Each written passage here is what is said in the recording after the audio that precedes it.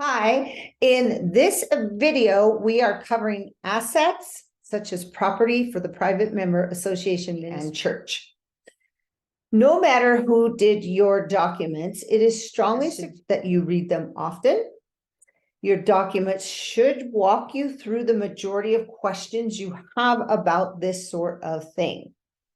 And then for this learning discussion, we are focusing on sections about finances, earnings, trusts, and assets in the charter and bylaws.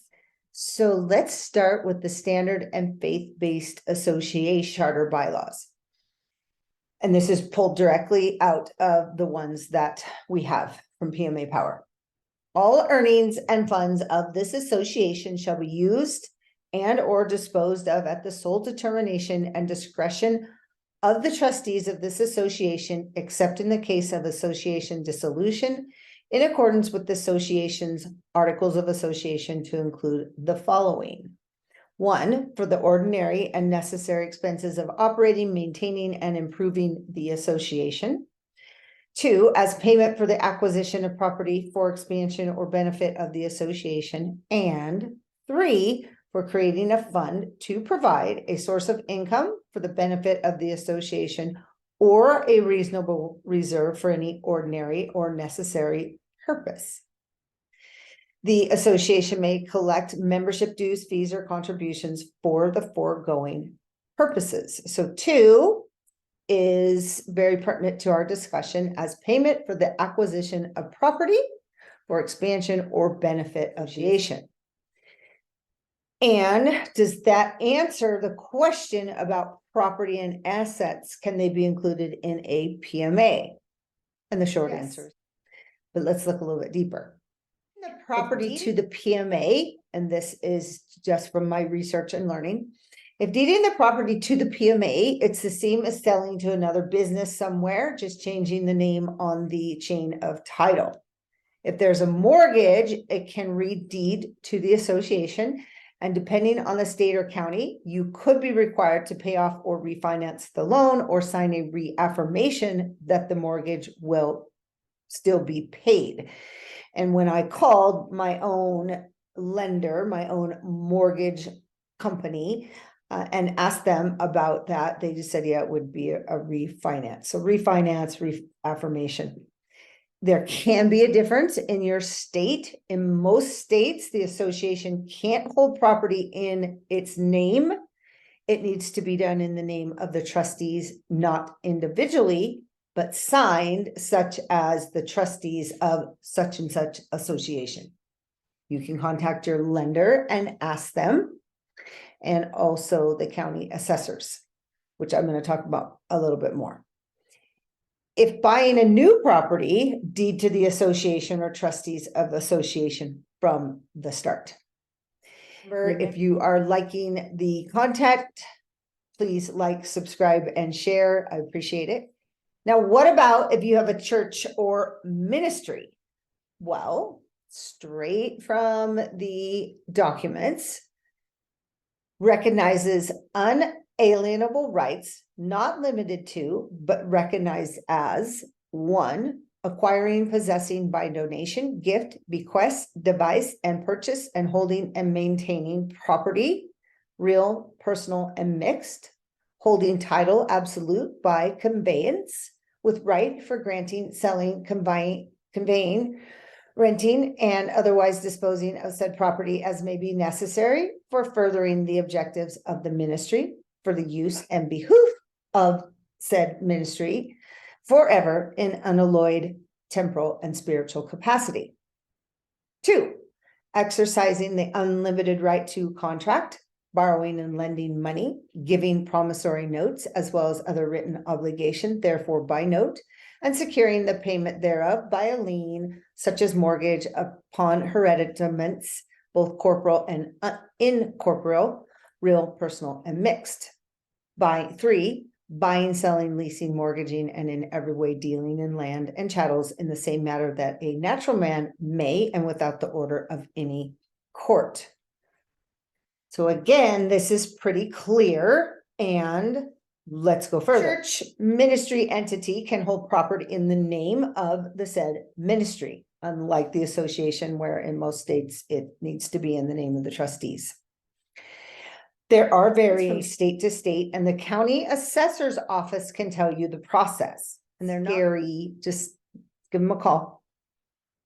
A church ministry, unincorporated or not, carries with it a property tax exception/exemption. Most likely the property will need to be deeded first, and the location will need to be used for activities of the ministry, the same as any other church or ministry. In some states, you may need to get sales and use tax exception number first, and the county assessor will tell you the process in every state and county, and it's not a matter of recognition from them or from anyone, or if they want to do it or not. So they don't get to decide if they want to do this for you or not.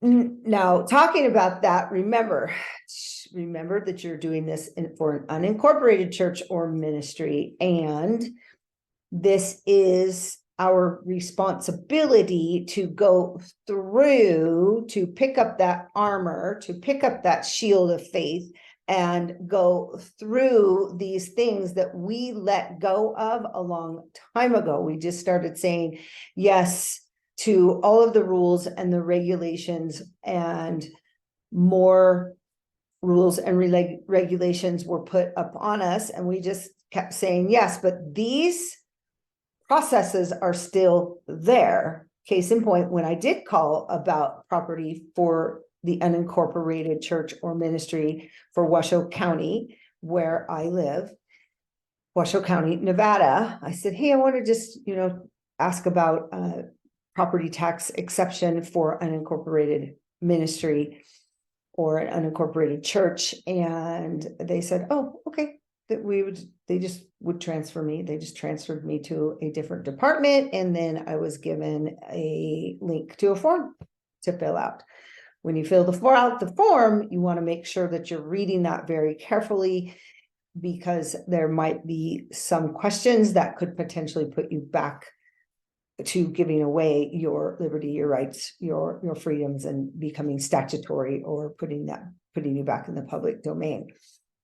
Speaking of that a little bit, we need the public domain because, let's say you have this property and it's private and you're doing your private ministry business, but you're going to come out that gate and you're going to drive on a public road. So it's not that we get to go over often to utopia and we also own all the roads as well. There is a use for what's going on currently. And as we bridge, as we work on building this new society, these new processes, then we've got to work with what we have there. And again, it just takes a step-by-step, slow, mindful process. You might want to look into land. This could be a wise idea. I'm going to link some resources below so that you can start digging into that, but it is there and it's exciting. Another entity that you may want to utilize is a trust. Are commonly used for asset protection and preservation. Knowledge, the best trust for this practice is a faith-based irrevocable express trust, and I'll link below to a good webinar that started me thinking about this in a deeper way. You may have heard of PMAs being put inside a trust, and that can be very good depending on what situation you have. So let's take Liberty Dollar, for example. They have a private financial association put inside a trust. This is really good for them because they're holding my assets, they're holding their assets, they're holding a lot of people's assets. So the trust protecting the project as well as the assets is really good for them.